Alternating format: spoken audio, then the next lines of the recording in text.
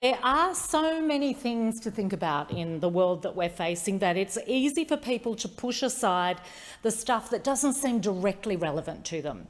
And for some people, labour hire isn't part of their immediate world, but its effects on working conditions and wages are far-reaching, whether we think about it or not, which is why I'm very pleased to speak on the motion brought by the member for Paterson. Australian workers and Australian consumers are affected by the increase in labour hire. It is a nonsense to say that people choose labour hire because it empowers them in some way to negotiate a better deal. They do it because they have no choice. They cannot go directly to the organisation and get the job that they want. It is being channelled through labour hire. And I'm going to talk about that in the private sector as well as the public sector. You can't tell when you're looking at the person who's caring for your loved one in aged care whether they're employed by a labour hire company or not. You can't tell when you speak to them on the phone at Services Australia whether it's someone employed by a labour hire company or not. And you can't tell when you're looking at a mining site or a building site. But there are two really serious consequences that occur. One is that these workers are on lower wages without access to entitlements that give security and dignity to people's lives, things like annual leave, sick leave and parental leave. The consequence is that they may be not in a position to ensure that the environment that they work in is as safe as it should be. They don't have the voice they would have as a permanent worker. They're without all sorts of security, and that means that financially they can't get a bank loan, they can't buy a home or even build up a reserve to start their own business. Right, exactly.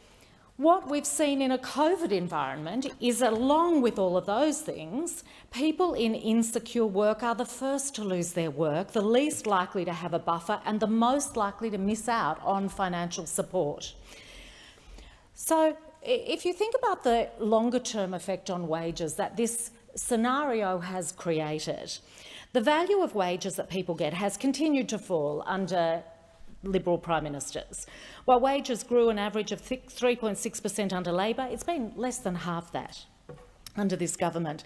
Long before COVID hit, wages were flatlining, and Ross Garnaut describes the pre-COVID economic environment created by the Liberals as the dog days, a time of listless growth and historically low wages. The reason so many people pre-COVID were feeling pressure on their family budget was because we've come from a time when workers were seeing their fortnightly pay rise by, on average, $100 a week every year or two. So that's what we used to have, a steady increase. But these days it takes an average worker 7 years to increase their pay by $100 a fortnight. So stagnant, dormant, listless, sluggish. I feel a bit like Monty Python saying those things, but we had flatlining wages. And it begs the question, how many essentials were families going out without pre-COVID because of the failure on wages? And right now, many are obviously in much more dire straits.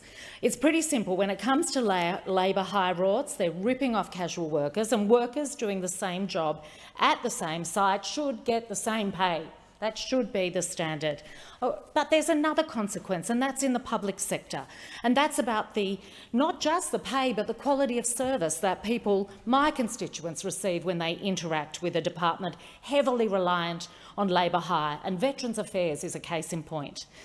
It was confirmed earlier this year that the level of labour hire staffing in DVA is 42%.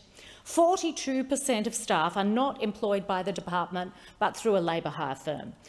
This is a department with an increase in claim and client numbers far in excess of what had been predicted when the Liberals first put these artificial caps on the numbers of staff within departments. In 2012, DVA thought it'd have less than 250,000 clients in 2020, but in reality, they now have more than 320,000 clients. Their caseload is extraordinary, and the CPSU says its members report some colleagues are managing more than 250 cases. This is one of the consequences, and it has to stop. We have to tackle these issues, and Labor will, because secure work has financial, economic and mental health benefits across our society. That the motion